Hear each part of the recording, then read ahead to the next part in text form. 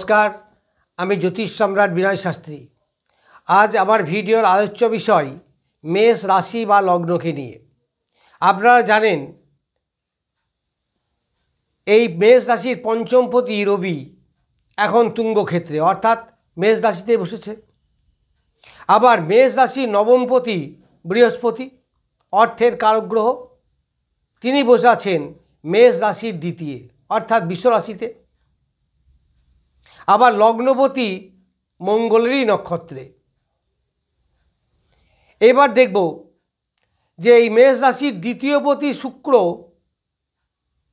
বসে আছে মীন রাশিতে তুঙ্গক্ষেত্রে।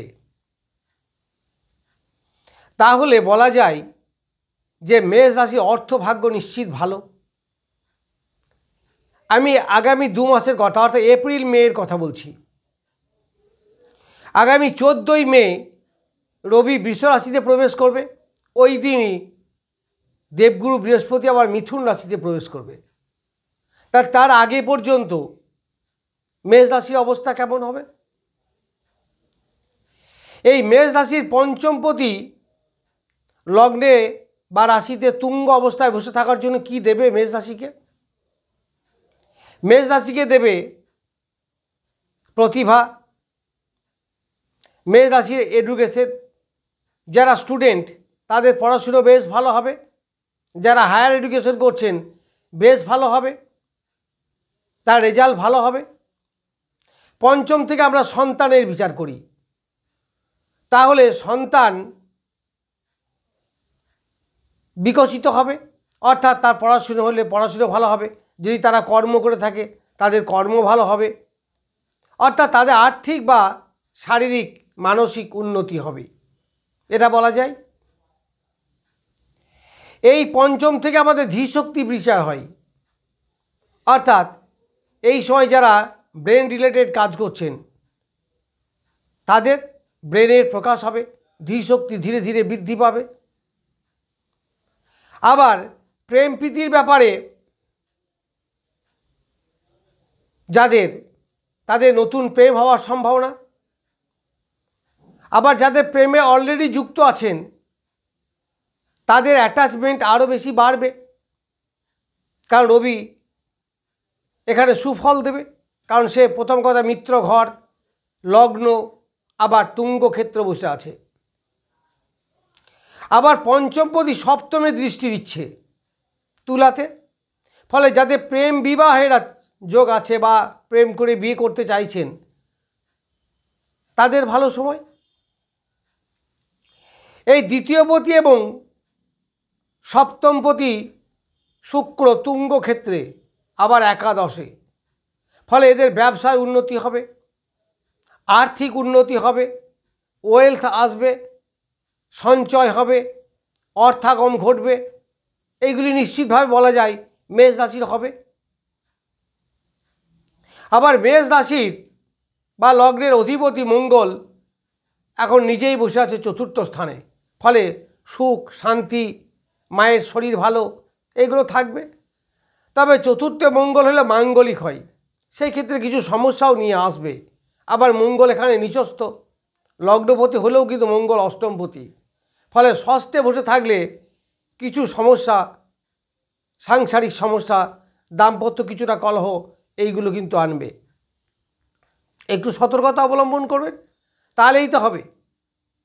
এরপর নবমপতি দেবগুরু বৃহস্পতি ধনস্থানে বসে আছে। তাই ধনস্থানে বসে থাকার জন্য আত্মীয় পরিজন, পরিবার, এইগুলোকে নিয়ে জাতক সুখে থাকতে পারবে। তার মুখের বাক্য, খাদ্য, এইগুলো ভালো হবে। দ্বিতীয় থেকে অর্থের বিচার হয়, ফলে অর্থাগম ঘটবে। তাহলে শুক্র যেমন অর্থাগম ঘটাচ্ছিল, আবার এদিকে বৃহস্পতি অর্থাগম ঘটাবে। যদি আপনার দশা অন্তর্দশা পারমিট করে অর্থাৎ ভালো হয়, তাহলে আপনি নিশ্চিত আপনার উপার্জন বৃদ্ধি পাবে, এতে কোনো সন্দেহ নাই। এইবার আপনার জন্ম ছকে যদি বৃহস্পতি বা শুক্র বলবান না হয় সেই ক্ষেত্রে আলাদা। অনেকেই আবার লিখেছেন কমেন্টে, দেখলাম যে আপনারা তো বলছেন ভালো ভালো, পাচ্ছি কই। একদিক থেকে ঠিকই বলেছেন, কিন্তু আপনারা না পেলেও অনেকেই কিন্তু পাচ্ছে, অনেকেই পাচ্ছেন, আবার অনেকেই পাচ্ছে। কারা পাচ্ছে? যাদের জন্মকালীন শুক্র ভালো জায়গায় বসে আছে। শুক্র অর্থের কারক গ্রহ, শুক্র প্রেমের কারক গ্রহ, শুক্র শৌখিনতা, বিলাসিতা এইগুলো দেয়। তাহলে জন্মকালীন যদি ভালো জায়গায় বসে থাকে তাহলে আপনাকে দেবে না কেন? আপনার তো শত্রু নয়। আর যদি শত্রু হয়ে থাকে সেটা আলাদা ব্যাপার। শত্রু বলতে কি? যদি ষষ্ঠ অষ্টম দ্বাদশে বসে থাকে, দ্বাদশে শুক্র ভালো ফল দেয়। একটাই গ্রহ আছে যে দ্বাদশে ভালো ফল দেয়, সেটা হচ্ছে শুক্র। আবার এই লগ্নের ষষ্ঠপতি একাদশে বসে আছে। ষষ্ঠপতি মানে বুধ, তৃতীয়পতি এবং ষষ্ঠপতি একাদশে বসে আছে। ফলে চাকরির সুযোগ বাড়তে পারে, চাকরি পাওয়ার প্রবণতা বাড়তে পারে। পসিবিলিটি যাদের আছে বা অনেক দিন থেকে চাকরিতে ঝুলে আছেন, অ্যাপয়েন্টমেন্ট পাচ্ছেন না, তারা পেতে পারেন। পরিশ্রমের মাধ্যমে আয় উপার্জন এগুলো হতে পারে। আবার এই একাদশপতি ষষ্ঠপতি এখন একাদশে বসে থেকে, তাহলে ষষ্ঠপতি উপচয়পতি, আবার একাদশ হচ্ছে উপদশপতি। আবার তুঙ্গস্থ শুক্রের সঙ্গে নিজভঙ্গ রাজযোগ তৈরি করেছে। ফলে আপনার প্রচেষ্টা বাড়বে, যোগাযোগ বাড়বে তৃতীয়পতি বুধ হিসাবে। যারা প্রোডাক্টিভ ব্যবসা করেন তাদের প্রোডাকশন বাড়বে, প্রোডাকশন সেল হবে। যারা লেখালেখি করেন তাদের লেখালেখি ভালো হবে, ভাই বোনের সঙ্গে সম্পর্ক বৃদ্ধি পাবে, প্রতিবেশীর সঙ্গে সম্পর্ক বৃদ্ধি পাবে। তবে খুব ভালো যে পাবে সেটাও বলা যায় না, কারণ এখানে রাহু এবং শনি সাপিক দোষ তৈরি করেছে। যদিও একাদশে অশুভ গ্রহ ভালো ফল দেয়, ফলে এই সাপিক দোষ বা রাহু বা শনি যে খুব খারাপ দেবে তাও নয়। ফলে মোরারলেস আপনাদের উপার্জন বাড়বে। আপনারা জানেন বা অনেক ভিডিওতেই দেখছেন, শুনছেন, একাধিক গ্রহ যখন একটা ঘরে বসে তার পজিটিভ নেগেটিভ দুটোই প্রকাশিত হয়। যেমন বুধ শুক্র যোগ, এটা ভালো।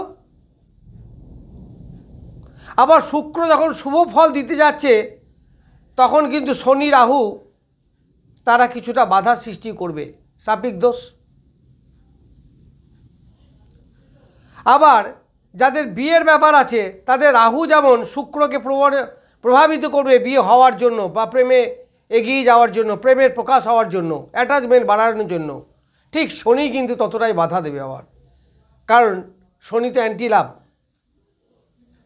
সে বিয়ে থার ব্যাপারে অত কিছু হেল্প হিসাবে কাজ করে না।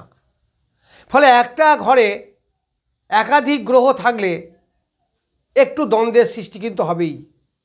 যেমন ভালো ফল পাওয়া যাবে তেমনি খারাপ ফলও পাওয়া যাবে, এটা একটু অ্যাডজাস্ট করে নিতে হবে। এইবার নবমপতি ভাগ্যপতি বৃহস্পতি দৃষ্টি দিচ্ছে কোথায়? কন্যা রাশিতে।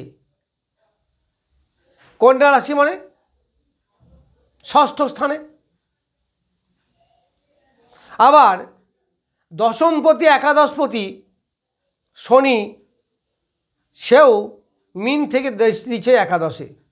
তাহলে একাদশে বৃহস্পতির দৃষ্টি, আবার একাদশে শনির দৃষ্টি। ফলে চাকরি পাওয়ার প্রবণতা, পরিশ্রমের বিনিময়ে অর্থ উপার্জনের জায়গা, এইগুলো ভালো হবে। শরীর স্বাস্থ্য ভালো থাকবে।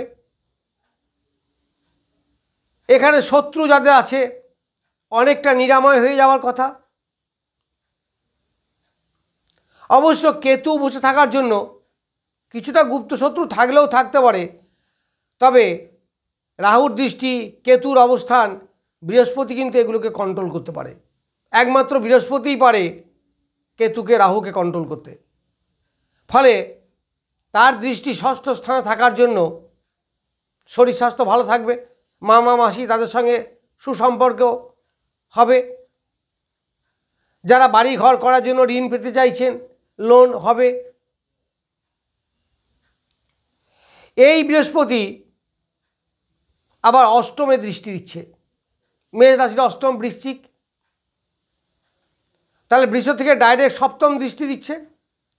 ফলে সপ্তম থেকে আমরা কি করি? মারক বিচার করি, অর্থাৎ কষ্ট, শারীরিক কষ্ট, পীড়া, এইগুলো। তাহলে সেগুলো থেকে কিছুটা মুক্তি লাভ করবে, কারণ বৃহস্পতি নবমপতি, আবার লগ্নপতি মঙ্গলের মিত্র। অবশ্য বৃহস্পতি দ্বাদশপতিও বটে, কিন্তু দ্বাদশে, মেষ রাশির দ্বাদশে একাধিক গ্রহ বসে আছে, ফলে ব্যয়, শরীর খারাপ, এটাকেও কিন্তু ইন্ডিকেট করে। তাহলে বৃষ রাশিতে বসে আছে দেবগুরু বৃহস্পতি, অর্থাৎ মেষ রাশির দ্বিতীয় স্থান। এই বৃহস্পতি এবং শুক্রের ক্ষেত্র বিনিময় দুটোই কিন্তু অর্থকারক গ্রহ, একটা সপ্তমপতি, দ্বিতীয়পতি, আবার বৃহস্পতি নবমপতি এবং দ্বাদশপতি। ফলে অর্থের আগমন বেশ ঘটবে, এটাই আশা করা যায়। আবার এই বৃহস্পতি দশমে দৃষ্টি দিচ্ছে, বৃহস্পতি নবম দৃষ্টি মকরে। তাহলে বৃহস্পতি যদি মকরে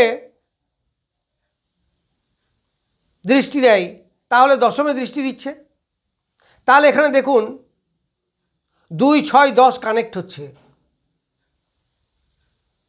তাহলে কি বলা যায়? কর্মের বৃদ্ধি নয় কি? চাকরির বৃদ্ধি নয় কি? আয় উন্নতি নয় কি? আবার সপ্তমপতি শুক্র দ্বিতীয়ের একাদশে বসে আছে, দ্বিতীয়ের একাদশে, অর্থাৎ মেষ রাশির দ্বিতীয় স্থান হচ্ছে বৃষ রাশি, তার একাদশ হচ্ছে মীন রাশি। তাহলে ধনস্থানের একাদশে যদি ধনপতি বসে থাকে, তাহলে ধন আনয়ন করবে, নিশ্চিত হবে।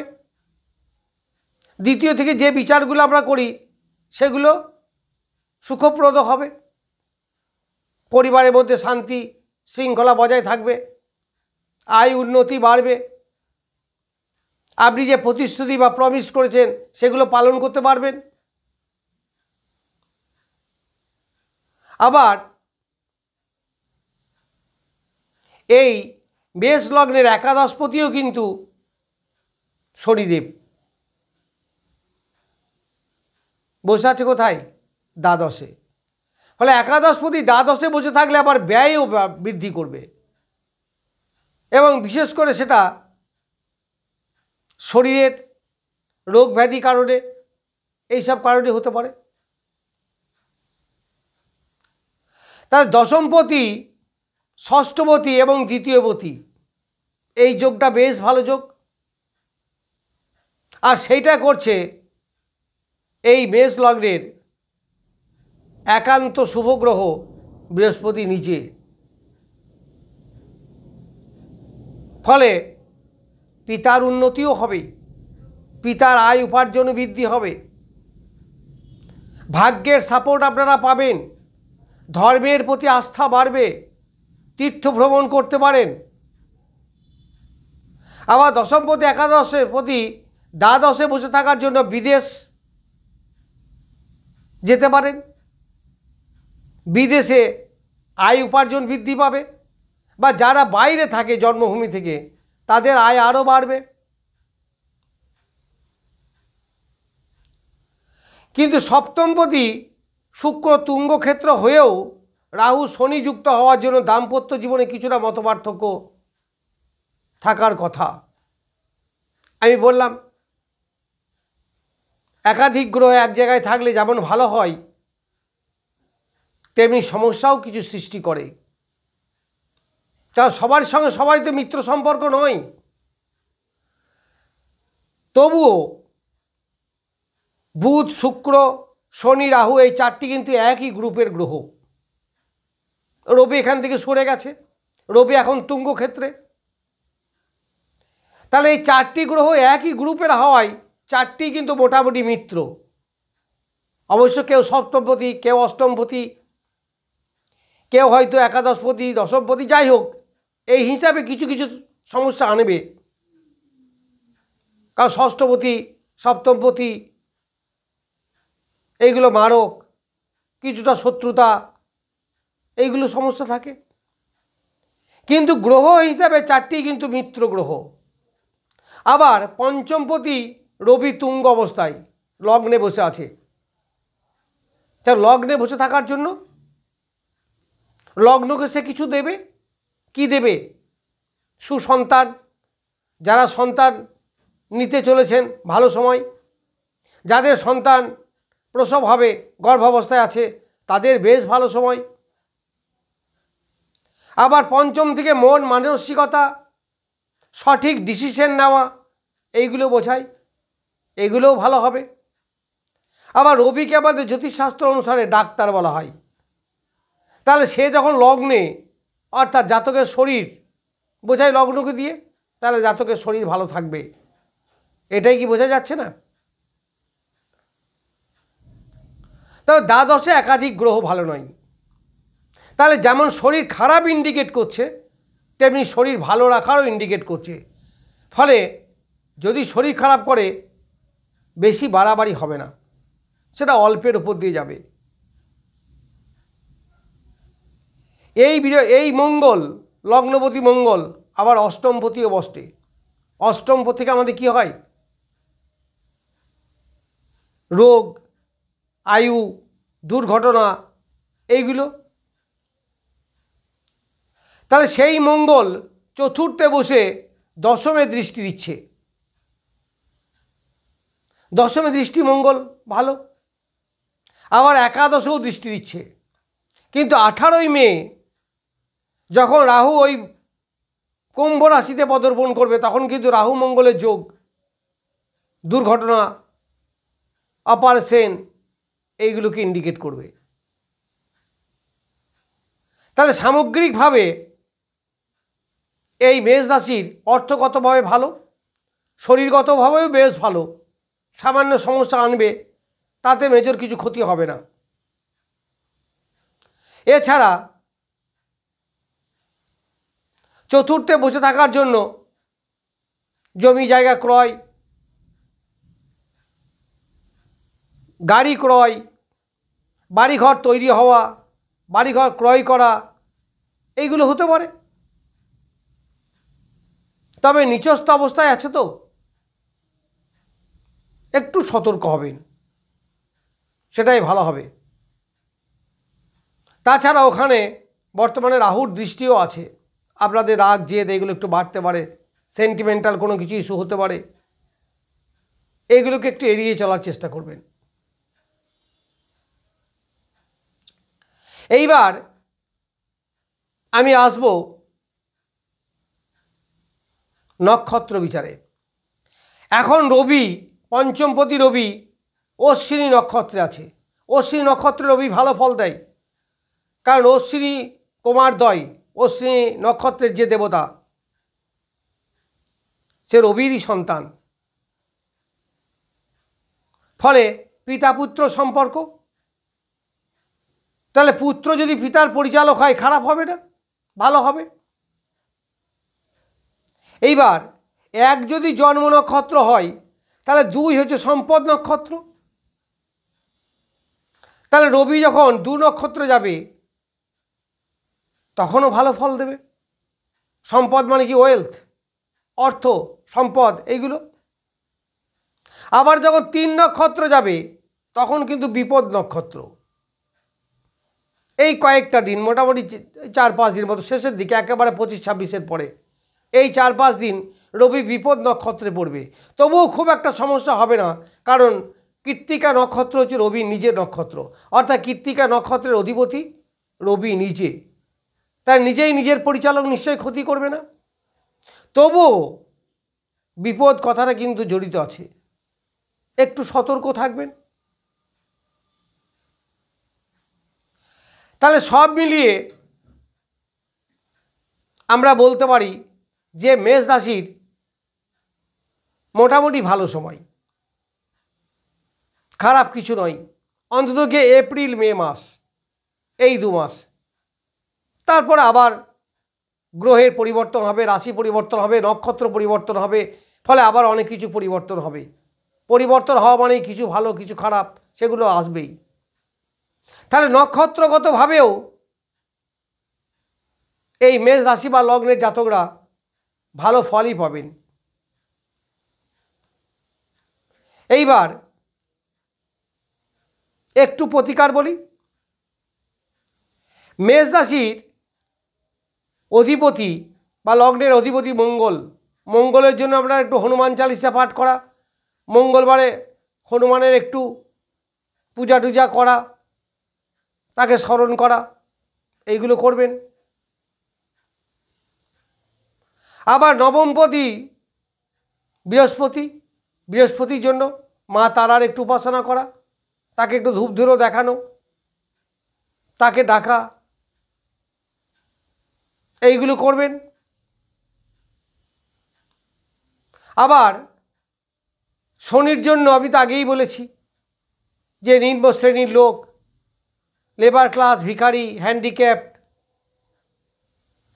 কুকুর, বিড়াল, কাক, এগুলোকে একটু ভালোবাসা, এগুলোকে একটু খাওয়ানো, এদের একটু দান করা, এগুলো করতে পারলে করবেন।